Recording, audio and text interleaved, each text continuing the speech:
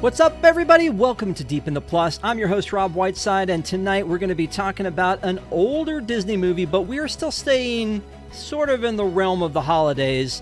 And to talk about it with me, Katy is back. Katy, thanks for coming on. Hello, everyone.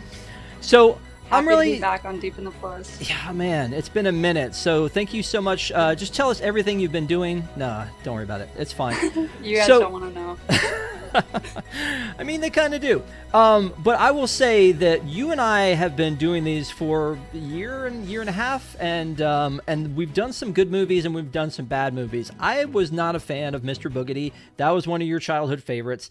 We did Roger Rabbit. We did Rocketeer. Like, you know, those were the movies that I was like, I loved that I could talk to you about them. You're very young, and yet you have, you know, as we've talked about, kind of like a love of older Disney things. This one... Yes. This one goes way back for like before my time, and I don't know why you love it so much. But the movie is Babes in Toyland. You basically said, I will only come back on if we can do Babes in Toyland. And I was like, yeah, go ahead. Yeah, I had been begging Rob to do this movie. He was always asking me, what do you want to do? What do you want to do? I was like, Babes in Toyland. He was like, you need to wait till Christmas. Like, please, can we wait till Christmas? So Christmas is here, and now I'm back, and we're finally doing Babes in Toyland. But definitely, like, one of my all-time favorite Disney classics. So I'm really excited to jump into this one. I had never seen this before. You said before we started the show tonight that you haven't seen it recently because you've seen it so many times, and you have a little tradition with this one, right? Yes, it is my favorite Christmas movie for sure. I always watch this movie on Christmas. That's why I told Rob I was waiting, but I feel like I've seen it enough to like justify a good Disney Plus review. So I'm going to have so many questions for you on this. First of all, I had never seen it, so I watched it for the very first time. But okay. We held it off for Christmas. But as I'm watching it, I'm watching it going, why is this Christmas? Even Deep in the Plus, Disney Plus lists it under holiday movies. But like the first hour of it has nothing to do with holidays. That's why I think it can be more than a holiday movie. I still think of it as a Christmas movie, but it's not something that I only watch during the holidays. The first half of the movie seriously has nothing to do with the holidays. It's the second half where you're like, okay, I guess this could be Christmas. And by the end of the movie, it's snowing and beautiful. But yeah, it's definitely not like a full-blown Christmas holiday Disney special or anything. Yeah, I was very much like waiting for the Christmas to happen. And it's, you know, when it opens up, it also opens up in a very strange way. And this was from 1961. It's an hour and 46 minutes. And it has Disney royalty in it. Like, and you told me that from the beginning. But it has, you know, obviously Annette is in this one. But it has Kevin Corcoran, who was in like The Shaggy Dog and a bunch of others as just, you know, this little kid. Tommy Kirk, who was also in The Shaggy Dog and in a bunch of Disney movies, is in this one. And Ed Wynn. So it does have a lot of Disney royalty in it. You would have thought I would have seen this movie before. Yes, and even outside the Disney royalty, there's like Ray Bolger. I'm going to go ahead and say Bolger. That's how I say it. Plays the villain in the film, and he actually played the Scarecrow in the original Wizard of Oz. So we have a lot of Hollywood royalty in this film too, which also thanks to Walt being such like a great man in the entertainment industry. One second, my cat. I'm sorry. I mean, everybody loves Elton, so okay. But yeah, so it's really interesting to see how Walt took like his top people and meshed it with who he thought was top people and created this like wacky film. But yeah, Ed Wynn is like obviously one of like the OG people that we see in these Disney films and one of the older people in the film as well. So it was nice to see him come and like interact with Annette and Tommy Kirk and Tommy Sands. For sure. So rather than necessarily going through the story, I'm just going to go through and ask you all my questions because I have so many. When the movie first opens, it opens with the credits, the way old school movies used to. Nowadays, like you don't even see a title card sometimes until the end of a movie because they want to put you right in the action because as consumers, we have no attention span anymore. So the idea of like the theatrics of a movie starting with credits just isn't a thing that we see much anymore. So it has about 2 minutes worth of credits. And the first thing we see is this. I mean, it kind of took me by surprise because I'm like, what am I seeing here?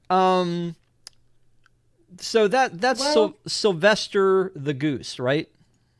Sylvester. So basically, this whole film is based on, to give like everyone a basis if you haven't seen this, this is a story told from Mother Goose fairy tales. So you have Little Bo Peep, and you have the guy who's the piper. You know, it's just like all the basic story tales you hear as a kid. Um, Annette actually plays Mary Mary quite contrary. Um, so it's this opening scene, and Mother Goose comes out with Sylvester, who, yes, is a puppet, and introduces you to or not Toyland. What is it? Introduces you to the village where all of these people are living. It's And she's like a cheery woman with her puppet. And I'm sure many people seeing this for the first time are very confused on who Sylvester is. But he actually pops up through the film. I believe it's Mother Goose Village is actually what they call it, Mother right? Goose Village. And Yes. so Sylvester pops out of the curtain as if we are in a theater watching a play. He pops out of the curtain, and then she comes out with Sylvester in her hand. And Sylvester is not like she's throwing her voice. This is a male voice coming out of Sylvester, and so it's a little weird hearing that thing happen. I don't know. It's just she's holding Sylvester and he's doing puppet stuff. It's clearly. I don't know. It's weird to me. But again, you grew up with this. This was, I'm sure, something you always got excited about and looking forward to seeing when Sylvester would pop out. And then here comes Mother Goose, and she's going to introduce us to, or take us on a trip to Mother Goose Land, I guess. And when we village, I think is what you called it. And so when that happens, they open the curtain up, and then we see this. And so she's still on the stage. And then you see the entire cast, and then the village, and then as she walks into the village for us to meet, this is the last time we see this piece. So it's almost like Mickey and Minnie's Runaway Railway or something like that, where they bring you into. Yay! Look, it's Elton. He really wants to be in this episode. I told him no. He's a good boy. So they bring you into it, and once they do, you kind of lose the fact that you have entered this world, and it's no longer a stage play. You're actually in it, which feels kind of cool to me that they would do that. I was a little concerned about where it was going. There's a few other times where they break the fourth wall, where Barnaby, the bad guy, will look at the camera and say something, but and then they speak in prose. They speak in rhyme. So that kind of throws me off a little bit and reminds me it's a play. But when they bring you into this village, once you pass that threshold, it never goes away. I find that interesting. It's very much like the storybook that opens up and brings you into it. I mean, I don't know if this means as much to you or not. No, 100%, because that's something that makes this film so unique. And I think it differentiates itself from a lot of the films being made under the company at this time, especially because we see, like, a few years later, Mary Poppins blow up. And that's, like, the most basic narrative that you can have, where it's, like, it's a little whimsical, but Babes in Toyland is this, they're on a set. It's very obvious that this is made up. They are not trying to hide to you that this is a made-up story. Yeah. But it's eccentric, and it's purposely eccentric. It's pretty over the top. I think that's one of the most, like, yeah, and it's wonderful. I think it's just, like, a very magical. It makes it feel more whimsical, I think. Okay. You but get to say seeing that. all of, like, their houses and how they live together, it's almost like Toontown. Like, that's what it reminds me of almost. You know what? You're right. But there's a lot of things that this reminds me of through the movie. One of them is The Wizard of Oz, which you mentioned, Ray Bolger from Wizard of Oz. I get that vibe from it at some points. I get a Sound of Music vibe from it at some points. But they go through and they introduce you to all of these storybook characters that are in Mother Goose Village, including Little Bo Peep, who apparently is Mary Mary Quite Contrary's sister? So, I mean, I don't think it's ever specified, but basically Annette is, like, the main character in this film, and you're going through her life and her journey, and she's Mary Mary Quite Contrary, and she has her garden growing, and she's actually taking care of many of the children in the village. And I think still one of my favorite songs is Annette's I Can't Do the Sum.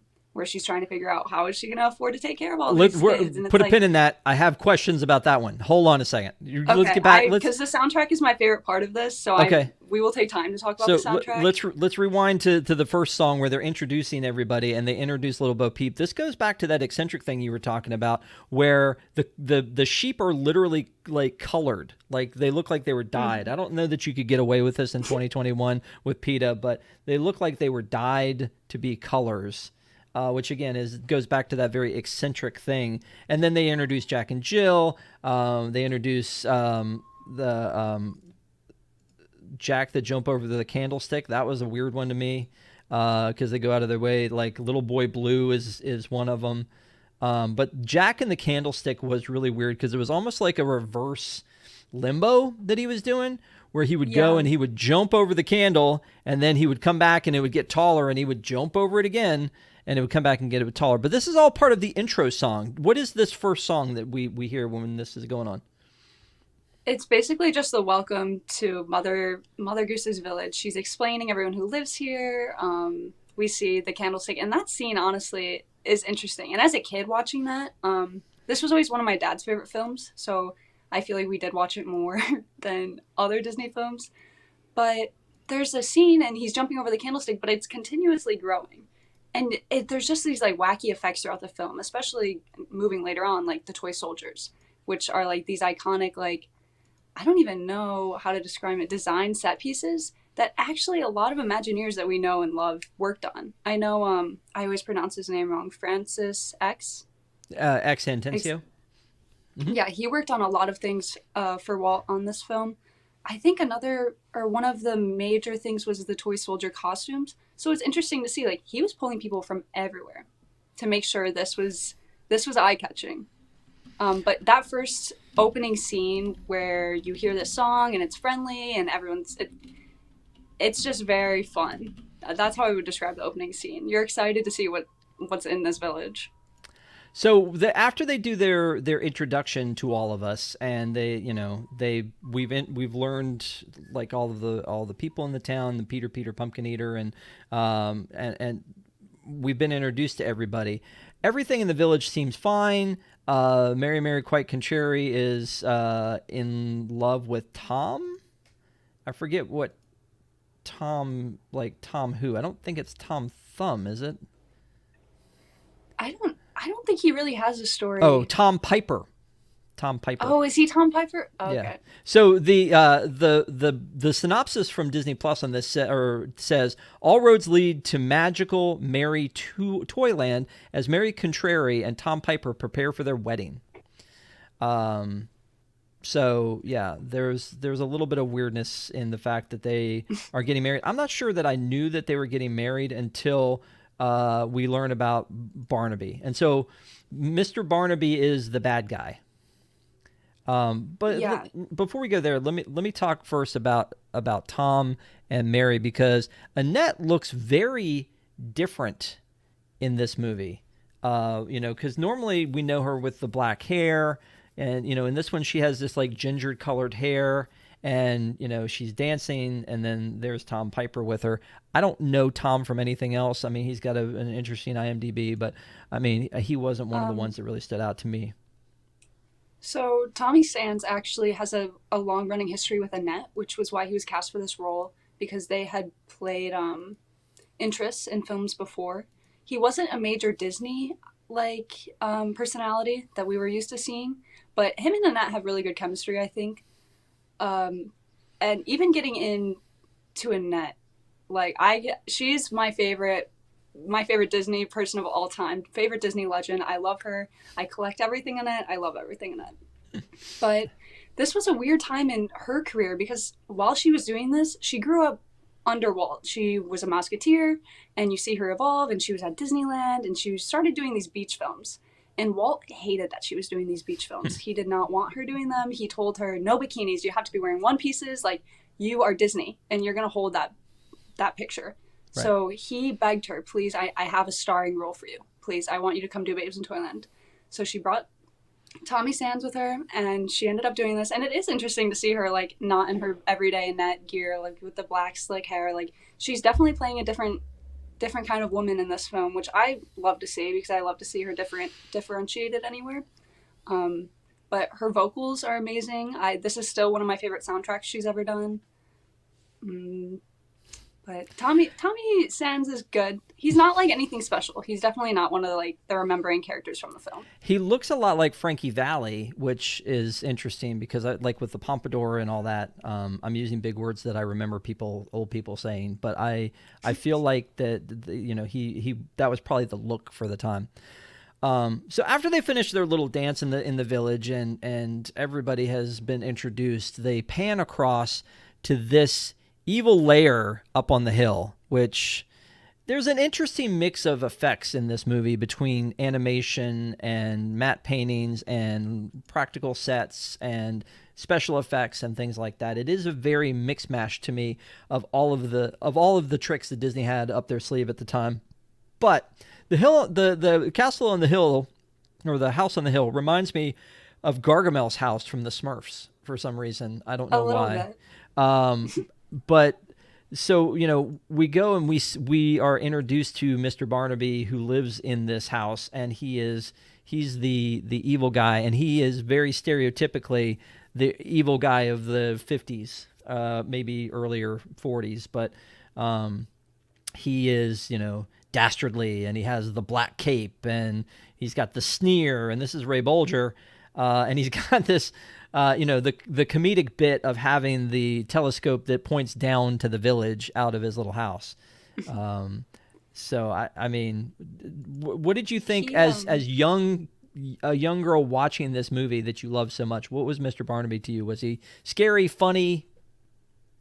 He was always offsetting. Definitely, he was never a character who was oh my gosh, Barnaby. But I always loved his songs. Castle in Spain. There's a scene where, basically moving on with the story, Tommy is out and Annette doesn't know what she's going to be doing with these kids, and she's trying to figure it out, and we kind of know that they're getting married.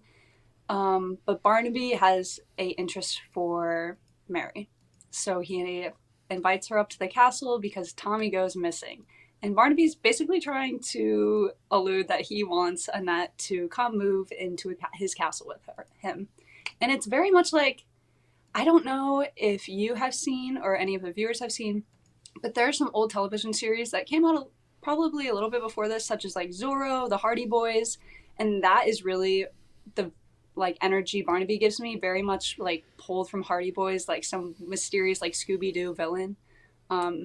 But he's definitely fun to watch though. As creepy as he is, he's a great character. Great villain, at least. One of the other things that strikes me is there are some times as I see him that he reminds me of Walt a little bit. I don't know that this is exactly the point where he reminds me of Walt, but I mean, I guess the slick back hair, the mustache, it was something that reminded me a little bit of Walt in a couple of scenes, not all of them. But the other thing is sometimes, and I'm not sure if you're familiar with Vincent Price, but sometimes he reminded me of Vincent Price, like this one right here. It reminded me of Vincent Price playing Egghead in the old Batman TV series. So, yes.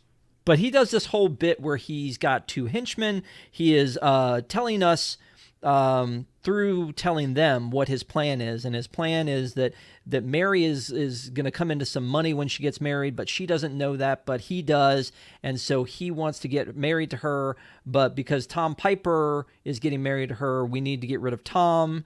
And then it's well, we don't want her to be too independent, and her sheep make her independent, so let's take away her sheep too. And it's this 3-step process that they're working on, and it's just it feels bad. But also he's using his henchmen, who are clearly the comic relief in this thing, and they very much feel to me again, this is a lot of old school, but like a Laurel and Hardy type of a situation, or an Abbott and Costello. Yeah. And I think they both actually at a time were both playing characters in Zorro as well.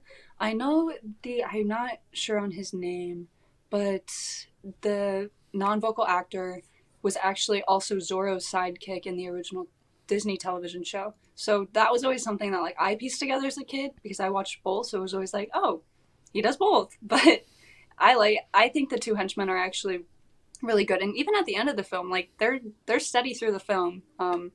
So get used to the characters in the beginning.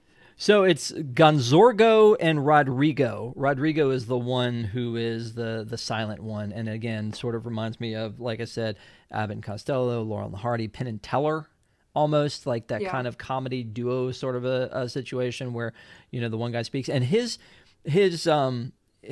comedy for Rodrigo is very much like the Little Tramp, the kind of like a clown sort of a comedy where he's like his shoe is stuck and he's trying to do something with that. There's a lot of physical humor with what he's doing.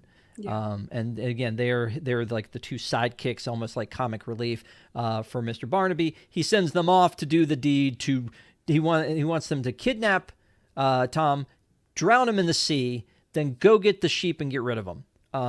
Which again, me walking into this thinking that's a Christmas movie. You got a creepy house up on the hill. You got a guy looking to kill off one dude, murder some sheep so that he can marry this girl and take her for all she's worth. And I'm like, man, crack open the eggnog. We got a holiday movie on our hands. Does that never seem weird to you? The beginning, I mean, I don't think I've ever thought like differently of it just because it's something I grew up watching, but like hearing it from that perspective, yes, the beginning of the film is definitely setting up for the end of the film. Which it's hard having a film like that because it's like you never know what to expect. You never know what you're getting into. But I think the setup in the beginning's fun, honestly. Like it's a good way to introduce all the characters. Yeah. But it would be nice to see, like, if they really were pushing this as a holiday film, it probably would have been nice to see holiday theme throughout the whole film. But true. So then they cut back to the village where I guess the Mother Goose village, and this gives me Alice in Wonderland vibes, like yes, like very again, much even like Mary Blair style. You can tell that's like what Walt liked too. Is like Walt loved Mary's art, and obviously it was a big influence on the company. So obviously it was going to be a big influence on the studio. So like art is art, no matter what, regards to the parks or films. Walt had a vision, and I think like he always loved that whimsical, small world looking, bright pastel style. True, that is fair. This was around that time, so that makes sense. Then we have this scene where they're back in the village, and Tom and Mary are having this moment outside, and this is what reminded me more of Sound of Music, as I was talking about earlier. It seems like that I Am 16 going on 17 little scene from Sound of Music, but this is a better look at Annette with the again with the ginger hair, looking very different than anything that I've ever seen her in before. So yeah. I'm not really sure in that picture I would have even like been able to tell you that was Annette Funicello. So wow.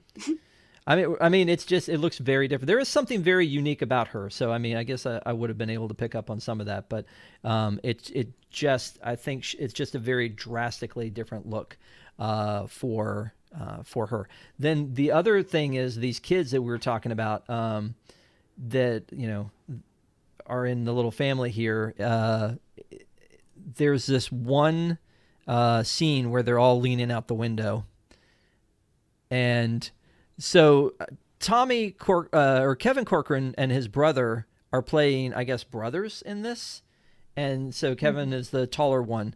And man, they look alike. They look so much alike, but obviously they're actual real life brothers. So I don't know. These were the things that distracted me. I don't know if you've seen it. He's in a film, something about a circus. Toby Maguire. Toby in the Circus or something Kevin is in. Oh, is he? And it was made like at least a year before or after this, and that's another good one. So if seeing those child stars grow up is crazy now, especially because they're all elderly, but if you like him in this movie, those kids are in tons during this period, so definitely check them out if you're interested.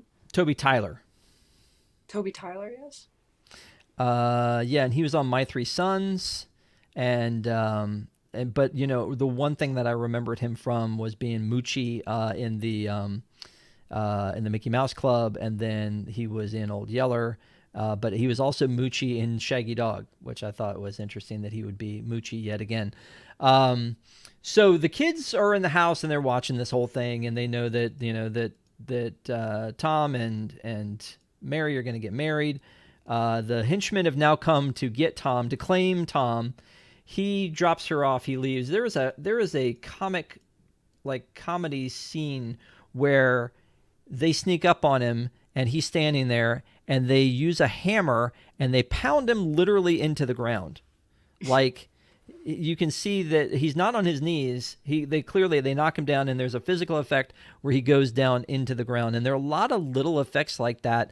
And you see one later with Rodrigo falling into a puddle that I think were very unique that they brought to the table here. That I'm like, I've never seen that before. So I mean, that seemed kind of fun to me.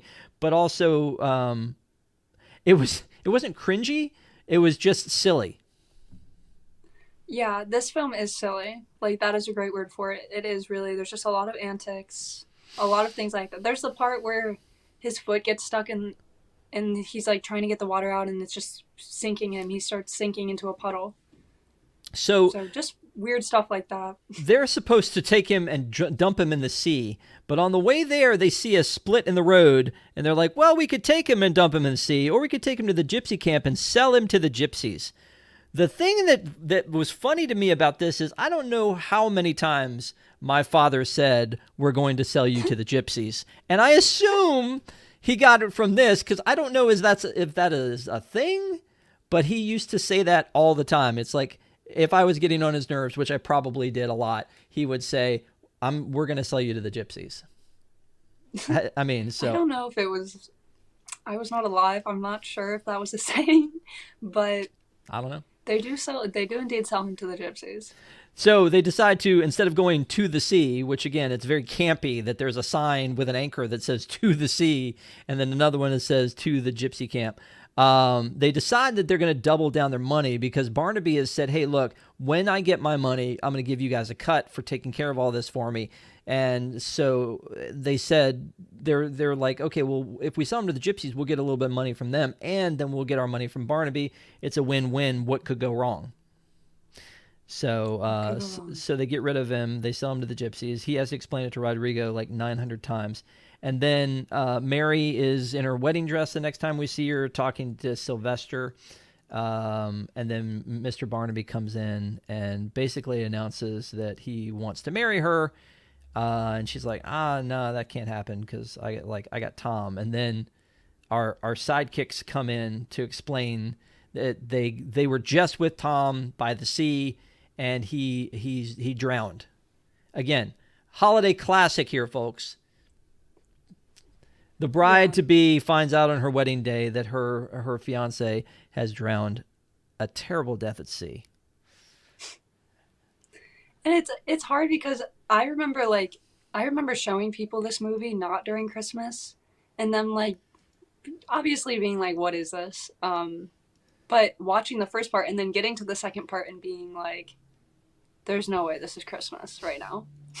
So it's like, I think it goes both ways where, oh, this should be a holiday film, but also this would be a fine film if there was nothing to do with Christmas in it. Yeah, and it's a musical. That's what it is. And it's a madcap, wacky musical. But like, again, a great example of the silliness is that, because they had been with him at sea, they're all wet and drowned. And so their stuff is soaking wet, even though who knows how far away the sea is, but they're just, water keeps coming out of their outfits, and he's reading a note that is an empty piece of paper about how, it's basically trying to provide proof that, that poor Tom is gone forever. So once Mary finds out that he's gone forever, Barnaby makes this offer, and then she's like, okay, she has this like, he has a little song with her about getting married to her. And then she has to go and like think about it. One of the things she's thinking about is how is she going to end up paying for like taking care of everybody if she doesn't go get this money. This is the part that I don't know that this plays in 2020 or 2021, because it's basically her saying like, I can't do math. That's not what you get from it, because you mentioned this song and you said you liked it. Okay, just a funny story that I have, like, I really remember growing up, is I had this iPod, and for some reason I only had 3 albums on it, and they were all Best of Annette, or like Annette Beach Party, Best of Annette, and then Annette's Disney. And I remember listening to I Can't Do the Sum over and over and over because I was just infatuated with that scene. There's like, it's almost like pink elephants where she starts duplicating and there's different color Annette's walking and then she's walking on her hands. And it's just very whimsical. Yes, it is such a great scene. And as anyone who loves Annette, like, she just is so adaptable to all of these different films she's in. So to see her do something a little bit different as a kid too, it's like I was just in love with this character, and she was like a really not as necessarily, I wouldn't put her as like a strong, empowering female character, but to me she was just a female character I always like loved and looked up to. So that song, and when she sings Just a Toy later on in the movie with Tommy Sands, that's another one that I really remember. But Can't to the Sum, it's just like very visually pleasing. And Annette's vocals are always beautiful. So, well, again, when I listened to this song, I thought some of it, like, again, it says, the price of milk and bread is rising. Price of milk and eggs and bread is rising every day. Now with our bank book in the red, these bills are hard to pay. If we stopped buying chocolate cake and lived on green string beans, how much would it take to live within our means? It's a little depressing, but again, that's kind of where this character is at this point. And then she's also, I felt like it was just like, oh, math is hard, but I mean, again, you have a different take on this one. So yeah, it definitely like a different perspective from 2021. I watch these movies that are older, and I somewhat romanticize the period 100%. And yeah. I romanticize the actors and the films, and that's just something we do with nostalgia. We always do this. So to me, like, it's definitely a childhood thing. Is I didn't know about bills. All I knew was Annette looked beautiful and she was duplicating and walking on her hands. But watching it today would definitely be a different picture in people's heads, I think. Yeah, I agree. And then the other thing that was interesting to me about this is the Pink Elephants on Parade parallel that you drew. I had the same thing. Like when I was watching it, it just felt like Heffalumps and Woozles, that kind of like the multicolor. And again, probably something that was pretty amazing for the time because it's like 5 different versions of Annette that are on the screen at once. So she decides after her song that she's got to go marry Barnaby, take him up on his offer. She puts on a hood. She gets real sad. She walks out. The kids are like, no, we can't let her do that. And one of the things that put her over the top was the sheep are gone. So the kids are like, hey, you know what? We're going to go get the sheep from the Forest of No Return. Again, holiday movie, folks. The Forest of No Return, which we'll talk about that one in a second. But so now that she's gone to see Mr. Barnaby and his henchman, I guess basically Rodrigo, they're going door to door ringing bells, getting everybody out in the town so that Barnaby can make this big announcement that they're getting married. And so here she is in her hood and her sadness, and Barnaby's very excited that he's going to get to get everything that he wanted out of this. And as part of the entertainment, he himself has decided to hire none other than the gypsies to come to town to perform. And so here are the gypsies. They're here. They've come to town. They got their gypsy wagon, the whole bit. But little does he know that Tom, this is the gypsies they sold Tom to, and Tom knows all along that this is happening. And so he is actually in the wagon, and he is dressing up like an old woman. So he dresses up, and we see him dressing up like an old woman, and he does a darn good job of this, by the way. I feel like if that's a really good job. No? Yeah. No, I think this scene is really fun. It seems like a lot of trouble to go through for this big reveal, but here he is again. This was always like a counterpoint I never really understood. Like, I feel like the film could have gone without Tom even disappearing at all. Like, I feel like there could have just been the antagonist or the villain was interested in Mary. I don't understand why Tom had to go to the gypsies, but nonetheless, I do enjoy this dance number, and I think Floretta is another good song in the film. And it's fun to see him like surprise the village and everything, but yeah, a little unnecessary. Okay, all right. Well, so then when he comes back out of like the old woman costume, it looks like a scene from an Elvis movie, like the whole crowd sitting around him as he's standing there, and again the pompadour and the whole deal. So so now Tom's back. the wedding can proceed the way it was supposed to. We don't need to worry about marrying Mr. Barnaby. But at the same time, now the kids have already gone off. They don't know this is happening. They don't know Tom is back. They don't know that the wedding's going to be back on. And they've gone off to the forest of no return. And the reason that we know it's a forest of no return is because there's a sign that says forest of no return. Also, they've talked about it already. I feel like this is a turning point in the film as well. This is when I kind of think that we switch into that holiday mode we've been talking about the entire time. I feel like this is like the kids are now a main plot. Where before it was obviously like Mary and the village. Now we're following the kids and what the kids are individually doing. And this scene makes me think so much of Disneyland for some reason. And I know, in the trees, it's all very odd, but there's just, I don't know, any Disneyland locals watching, shout out to you guys, but there's a lot of Babes in Toyland music that still plays in the park, surprisingly. In Storybook Land, the canal boats, they play the main theme from Babes in Toyland, and obviously we still see the soldiers in the parade, but the Forest of No Return used to play in Fantasyland somewhere. And those trees just like, if I'm sure Rob has a picture coming up, but the kids travel into this forest and trees wake up and why would you think I have a picture coming up? Why would you think that I had a picture ready of this? How wouldn't you? But this just makes me think of like, it's almost like dark ride style looking like designs, and it's very nostalgic to Disneyland in the 60s. I think I see a lot of that same design style still alive in the park. So it's fun to see that like transfer from the studio to the parks as they were both like being worked on at the same time, by a lot of the same creative people. So that scene just always like sticks out in my head as like key Disney, like Disney art right there. But... Well, and you make a good point. This is kind of the turning point of the movie. Now, this, for those of you keeping score, this is about an hour in. By the way, if you haven't already, please give us a big like. It helps people find the video. And also, Katy has taken her time to come back and be with us. So give it a big thumbs up for Katy, if for nothing else. Or for Babes in Toyland, because she loves this movie so much. So this is about an hour in, and the trees have explained to the kids, hey, you're in the forest of no return. You can't leave. We are not going to let you. You're not allowed. You came here. You weren't invited. You can't leave. And so they're like, rats, I guess we live here now. And then Mary and Tom have read this note that they have gone to the forest of no return. They're going to come and help them.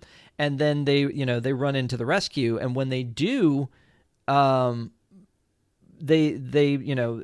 seems calm. The trees aren't around right now, or the evil trees aren't around. And so they're explaining to Mary and to Tom about the trees and how they can't leave. And they're like, that's nonsense. But you know what? Let's just camp out here tonight. Let's not go all the way back to town. Let's just camp out here tonight. So they decide to sleep in the woods. Barnaby and his henchmen have tried to follow them here, and they're going to do something dastardly until at the very last second, the sun somehow instantly rises and the trees surround them and are like, hey, you know what? You guys not only can you not leave, but we gotta send you to meet the toy maker. And at this point, the trees are like, this is exactly 1 hour in, which I thought was interesting. This is kind of where the holiday part really kind of starts, because they're talking about the toy maker. And when this scene happens, and the forest is bright now and the trees are still there, and they mentioned the toy maker, the trees are trying to be ominous about it. And the kids are like, yay, toys, we have toy maker, woohoo, we get together. And it's almost like, y'all don't understand, this is bad. Why aren't you afraid, kind of a thing. And they're just like, this is the best. So, the trees have told them, here that they got to go. And they're going to go see the toy maker, and they lead them off to it. And then they take them to the toy maker's palace. And so at this point, we don't know that the toy maker, that's a bad thing. Like, we think the toy maker is a bad thing, but we don't know that it's a good, like, how it's going to turn out for them. But on their way, the kids grab hands with the trees and merrily walk through the woods with, like, all of a sudden it's all okay. These spooky looking trees are now their besties, and they're just walking through the woods. And I feel like that is something we would have seen in a Disneyland parade in the 1960s. And that is why it reminds me so much of Disneyland. Because, like, look at them. That is hilarious. There's always, like, that stereotype. It's like, oh, you're going to be cast as a tree in the background. So it's actually funny to see, like, they had walking trees walking around as characters. Yes, true. I wonder if these trees were ever. I mean, I'm sure like I could look it up, but if they were ever in a Disneyland parade, because it seems like the kind of thing Walt would have done. Like, hey, we just did this movie. These costumes exist. Let's just bring them and parade them through Disneyland, and Yeah. help promote the movie, and just get everybody excited about the movie and these like spooky ooky trees that are walking around. He takes them to the toy maker, and the toy maker, this is the toy maker's, I guess, castle, and you can see the toy soldiers standing guard out in front. And there's like little teddy bears, although the one little teddy bear on the left reminds me of sort of like a Steamboat Willie sort of Mickey. I know it's not, but it's just a teddy bear. But this is again sort of the different types of styles that they use in this. One of them is using matte paintings to help tell the story. Did you always want to go here when you were a kid? The thing is, I always had a very odd feeling about Toyland because it seems very lonely. Like, they walk up to this factory and it's empty. This huge factory and it's empty. There's 2 people inside. So as a kid, I was always like, what is this place? Like, it was always just like a little spooky at first until you kind of step in and you meet, obviously, the toy maker, who is played by Edwin, and Tommy Kirk being also one of my favorite Disney legends of all time. I think this is like prime Tommy Kirk. So to see him obviously is like exciting because you're already halfway through the film. So to see 2 more new characters who are also like great characters, it's fun, and they definitely bring life to the castle in Toyland, even though it's empty. But definitely lots of character between them, and it's fun seeing them interact with the kids. Yeah, and so when they get there, the whole place is dilapidated and run down inside, and it's not what they expected, and it almost looks like Santa's workshop, but like if all the elves had pieced out. And so then they see the toy maker in there, and he's got like a broken toy because he's decided that since every kid likes to break a toy, he's just going to pre-break them, and that's his like invention. And Tommy Kirk is his assistant, is like, hey, I've made this invention. Look at my invention. And it's this invention that is basically like an automated toy making machine. So I think that, I mean, I feel like they were trying to tell us a story there about automation replacing handmade toys, but maybe not. And so he shows him how cool this machine can be, and it makes a toy, and it's a weird machine, and they spend a lot of time on the machine because they go through and they make a doll, and they come back and they go through and make a boat, and then they come back, and then of course the toy maker breaks the machine. I think it's almost like a nod too, because I love talking about the surrounding time when these films were made, because I think it just makes them more special knowing. Yep. But like, you watch the Wonderful World of Color episodes, and Walt loves an invention. We all know this. He loves building. He loves seeing these like wacky ideas come to life. So it only makes sense that they would have like some crazy machine we've never seen before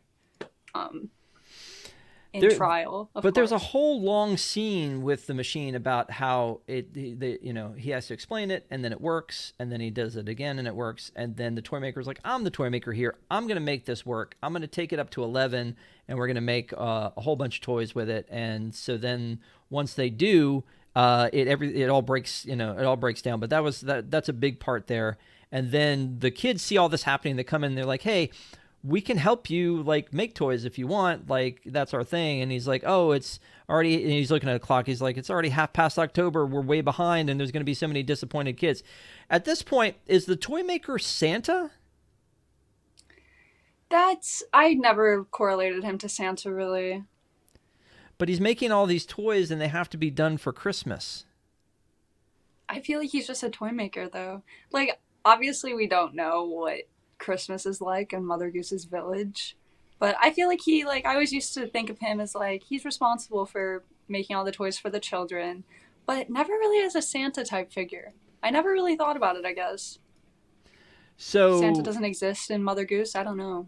I mean, I don't know, but that's what I was trying to figure out, is like, is that a thing? So the one thing that is very iconic for me in this is that the kids start to make toys, and in making toys, they're making these, as you mentioned, and that's you. Hold on a second. They're making these toy soldiers, and these are the toy soldiers that are iconic from the Disney parades. So, you've got these toy soldiers, and it almost looks to me that like they've walked out of the pages or of this movie, because and it makes sense to me now because I've never seen this movie, and I kind of think I knew they were from Babes in Toyland. And they also, don't they play that song while they're marching, like Toyland? No. Yeah, Okay. they play like an instrumental version of it. They used to play the full song during the Christmas Fantasy Parade at Disneyland, I believe. Probably gonna get fact checked on that one, but yeah, it's crazy to me that so many people don't know where the soldiers come from, or they're just like, oh, just toy soldiers. Where there's like this grand scene of how important the soldiers are at the end of this film, and that's another thing. It's like there are so many Babes in Toyland nods at Disneyland. The soldiers being the main one. It's so exciting for me, like diehard fans. I'm sure there are many people who love this film that just get so excited to see that small stuff still alive in the parks, Yeah. especially with this being 60 years old. So I'm happy they're still there. So the kids are making, just to finish this off, the kids are making the toys, and then Tommy Kirk's character says, I've got one more invention I've made, and it's this little thing, and it makes furniture and full-size things into toys, which seemed like a flawed thing in the beginning, because he sprays this on a table, and the table gets small, but if he sprays it again, then it disappears. And so it's like, why would you make this? Because the toy maker's all excited, and this is a typical Ed Wynn thing. His like head's spinning, and he's not thinking logically. And then the guys are like, hey, so where are you going to get all the big things to make small? And Ed Wynn stops and he turns, and again, and something I don't think only he could deliver. He looks at him, he says, where are we going to get all the big things to make them small? And he's like, I don't know. I haven't thought about it that far ahead. But this gun becomes something that the evil Barnaby has seen and wants to use, and he shrinks everybody down to like itty bitty size, and then makes the toy maker, who's also the mayor, marry them. Because he has kidnapped Tom, and he's made him small. He's made the henchman small. But the first thing that I need to go back and say is, before he makes the toy maker small, the toy maker's bed is now small, and he wants to get into bed, but he can only fit his foot into the bed.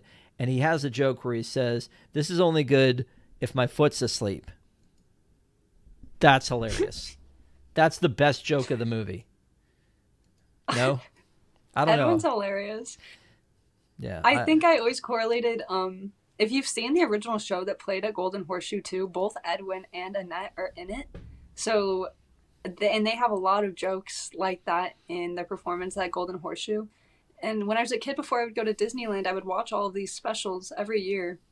And I would always watch the Golden Horseshoe show, and then I would always watch Babes in Toyland. And I just love them together. And while they don't like talk much in the movie, it's just, they both have such good energies, and Edwin will always be hilarious. To anyone, I feel like I don't know who doesn't like him, but yeah, that is a great joke. He has some good liners in that one. Yeah. So he shrinks everybody down, including his henchmen, who have changed their outlook on the fact that they think that Tom and Mary should get married. And so now he's shrunk down everybody but Mary, and they try to get hitched here. And so you got little teeny Edwin, and you got little teeny Tom, like all wrapped up in gift wrap, and then you've got the henchman in a bird cage. It's your typical wedding. It's the same thing that you'd see today. But before they can actually get married, the henchman helped Tom out of his mess. He goes and he releases all of the toys, including the toy soldiers, and then they come and basically like save the day. So here's again a better close up of the toy soldiers, and that kind of like, I don't know, like the chest on them is what stands out to me, like their like upper torso, as like so iconic from the parks. And if you haven't seen this film and you don't want to see it, I definitely recommend still checking out this one clip of these animated soldiers moving, because it really is so much fun to watch. They all move and they have their horns, and they still look like toys. It doesn't look completely distorted or anything. It's a really great scene, especially if you're a Parks fan too. Like, I would recommend checking that out if you don't want to sit through the whole thing. Yeah, it's about 15 minutes from the end if you're looking for that. So there's an all-out war with the toys and Barnaby, and Barnaby's got his, got the gun, and he shrinks himself down, and then there's a little fight. And then when it's all said and done, for some reason, the toy maker's assistant was off during this whole battle, making a gun that would make everything big again. Just happened to be doing that. And then so in doing that, he makes everybody big again. This is where the animation part of it, what you were talking about with the toy soldiers, that's kind of a stop action animation. And then there's like the effects are done sort of with like a hand-drawn sort of animation as well. There are a lot of interesting effects. It was almost like they were just seeing how far they could push the envelope with the effects. Some of them come off a little bit weird looking, but overall I think that it all kind of works out. And then spoilers, folks. Once the evil Barnaby is thwarted and everybody's returned to full size, it's wedding time. They're getting married. They get married in their winter gear. And then they drink lemonade. Yes. And then they drive off into the sunset. It's a weird ending. It's very nonsensical. Yeah, so I watched this whole thing for the first time. Like I said, I love the fact that the Babes in Toyland song is in there. I was thrown off by the fact that it's not really a holiday movie. Even when we get to the toy maker part, I can kind of see that work. And again, Katy, you told me that from the beginning. Made me wait till Christmas. You told me that from the beginning. I feel like Disney Plus lied to me, because Disney Plus had this as listed under holiday. And I feel like they lied to me about this from the beginning. Anything else you want to talk about before we close this out? Honestly, if you haven't seen it and you're into the older Disney films and you're into these actors and you want to see what they've done, I definitely recommend checking it out. And if you love musicals, because I think this film makes no sense in a lot of areas. The storyline is a little off.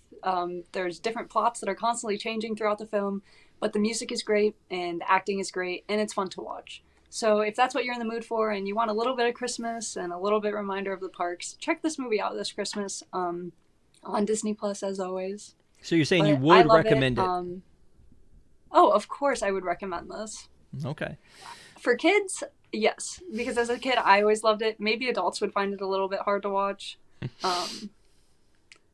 But also, I don't even know if kids like old movies. So no, if you think you'd like it, you will. I would go ahead and say that I would probably not recommend it, only because I don't think that my kids would have wanted to sit and watch this with me. Maybe they would have. There is a lot of magic in it, and there is a lot of for like you said, a park goer. There's a lot of references with the toy soldiers and the songs and the music. And I think if you like musicals, absolutely watch this. But I'm not sure I'd recommend it for kids, Katy. But I mean, that's okay. Maybe I was just a weird kid. But no, you know what though? I mean, we a lot of times look at things through rose-colored glasses when they're from our youth, and we go back and look at them now and go, does that stand up? There were some things that I looked at. Knight Rider. I don't know if you're familiar with Knight Rider. Was a TV show about a talking car. Oh yeah. I loved that as a little kid, and I go back and look at it now, and I'm like, what? Oh man. So, but I mean, this is a classic movie. As much as I think that, I'll never stop loving those films. So nobody's asking you to. I hope. No, I get why you like it. Some of you will find some joy in it. I mean, there are people who watch Wizard of Oz every year. There are people who watch Sound of Music every year. There are these movies, these musicals they grew up with because their parents are watching and whatever. That I think that they will stand the test of time. I'm surprised that it took me this long to watch it. I'm not sure how long it'll be before I watch it again, but I'm glad you have your tradition to watch it every Christmas, and I hope you get to enjoy it this Christmas. I can't wait to kind of get your other side review after you watch it yet again this year after we've talked about it so much. So if you guys are on the fence about it, give it a try, see what you think. I would love to get your comments below and tell us what you think of the movie if you've seen it, or if you have a differing of opinion once you do watch it. So thank you so much, Katy. I appreciate it. Appreciate your time. And we will see you hopefully again soon, Katy. And everyone else, we will see you next Tuesday. We're going to be doing Jingle All the Way with Patrick Hackett. So please come back and join us for another holiday movie. Have a great one.